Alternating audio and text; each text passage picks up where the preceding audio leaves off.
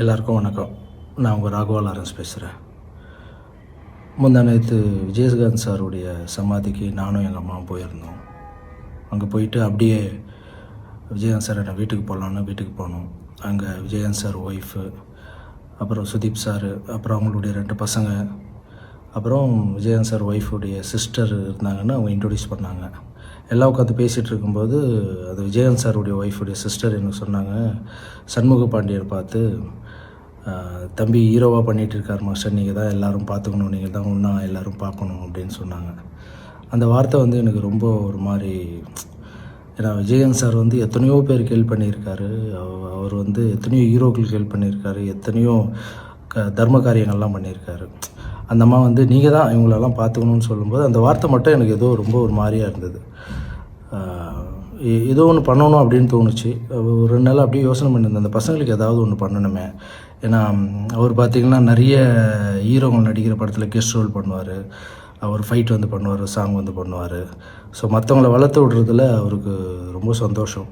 அதே மாதிரி நானும் அவர் கூட இந்த கண்ணுப்பட போகுதையா படத்தில் மூக்குத்தி முத்தழகு 3ஆம் பிறை பொட்டழகு சாங்க்கு நான் கோரியோகிராஃப் பண்ணியிருக்கேன். ரொம்ப அழகாக ஆடியிருப்பார். என்னையும் ரொம்ப என்கரேஜ் பண்ணியிருக்காரு. ஸோ அப்படியேப்பட்ட குடும்பத்தில் இருக்கிற பசங்களுக்கு இவ்வளோ ஹெல்ப் பண்ண மனுஷனுக்கு ஸோ நம்ம ஏதாவது ஒன்று பண்ணணுன்னு தோணுச்சு. அந்த அம்மா சொன்னது நீங்கள் பார்த்துங்க இந்த பையனான்னு சொன்னோடனே எனக்கு ஒன்று தோணுச்சு, உங்கள்கிட்ட ஷேர் பண்ணலான்னு நினைக்கிறேன். அந்த பையன் படம் ரிலீஸ் ஆகும்போது நம்ம இவ்வளோ அன்பு வச்சுருக்கல விஜயகாந்த் அண்ணன் மேலே, அந்த அன்பை அந்த பையன் படம் ரிலீஸ் ஆகும்போது அவனுக்கு ஒரு நல்ல படத்துக்கு ஓப்பனிங் கொடுக்கணும். அதுக்கு எவ்வளோ பப்ளிசிட்டி முடியுதோ, அதுக்கு பப்ளிசிட்டிக்காக என்னெல்லாம் தேவைப்படுதோ அதை நான் முழுக்க இறங்கி பண்ணலான் இருக்கேன். அது மட்டும் இல்லை, அந்த படக்குழுவினர் ஒத்துக்கிட்டாங்கன்னா அந்த பையன் பண்ணுற படத்தில் நான் கெஸ்ட் ரோலாக ஒரு ஃபைட்டோ ஒரு சாங்கோ இல்லை சீனோ இல்லை என்ன பண்ணணுன்னு நினைக்கிறோனோ அவங்க ஆசைப்பட்றாங்களோ அதை நான் பண்ணலான்னு நினைக்கிறேன். ஏன்னா எத்தனையோ ஹீரோ வளர்த்து விட்டுருக்காரு அவர். அவங்க பையன் வளர்றதை நம்ம பார்க்கணும். அதுதான் அவருக்கு நம்ம பண்ணுற தர்மமாகவும் விஜயகாந்த் அண்ணனுக்கு அந்த ஆத்மா சாந்தி அடையும் நான் நம்புகிறேன். அது மட்டும் இல்லை, யாராவது 2 ஹீரோ சப்ஜெக்ட் மாதிரி எதனா இருந்தால் சொல்லுங்கள்.